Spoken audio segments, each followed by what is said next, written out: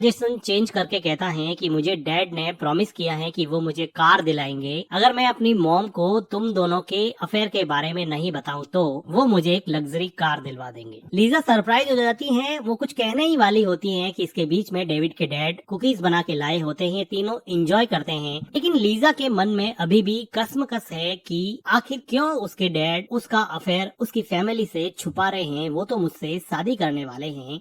Lisa David के dad को पूछती है कि डेविड यहाँ पर कितने दिन तक रुकेगा, वो अपनी प्राइवेसी में इंटरफेयर कर रहा है। तो उसके डैड कहते हैं कि वो मेरा बेटा है, मैं उसको ऐसे तो कैसे बाहर जाने के लिए कह सकता हूँ। लेकिन डेविड के डैड के मन में ये डर था कि अगर उसको जबरदस्ती यहाँ से निकाला तो वो उसकी मॉम को जाके बता देगा कि इन दोनों के बीच में अफेयर चल रहा था। लीजा ये चाहती थी कि डेविड के डैड और वो दोनों अकेले रहकर कुछ रोमांटिक मोमेंट शेयर करे ताकि उसके डैड उसके ज्यादा क्लोज आ जाए और उनकी जल्दी से शादी हो जाए। लेकिन फिलहाल इसका चांस अभी लग नहीं रहा था। तो लीजा लेक के किनारे पे जाके एक बुक पढ़ने लग जाती है। वो देखती है कि डेविड भी वहाँ पे कुछ बुक लेके लेक के किनारे पर आ गया है। डेविड ने लीजा से 2 बार बात करने की कोशिश की, लेकिन लीजा ने कोई रेस्पॉन्स नहीं दिया था। तो डेविड अब यहाँ पर कोई भी पहल नहीं करना चाहता था और वो चुपचाप अपनी एक खास हॉबी पेंटिंग में लग जाता है। वो चुपचाप से लीजा की एक पेंटिंग बना लेता है। लीजा को भी अब इसमें कुछ इंटरेस्ट आया तो वो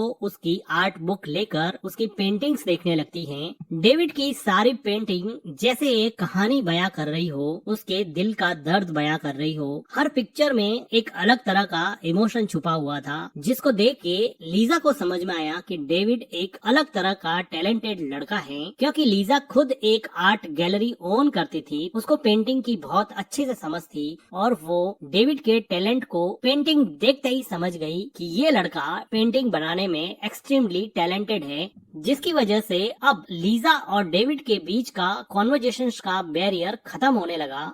लीजा डेविड को एक पेंटिंग जिसमें लाइट हाउस बना हुआ था उसके बारे में पूछती है। तो डेविड कहता है कि मैं जब भी जिंदगी में अकेला होता हूँ, जब भी परेशान होता हूँ, तो मैं हमेशा समंदर के किनारे बने इस लाइट हाउस पर चला जाता हूँ, जहाँ पर मुझे बहुत शांति मिलती है।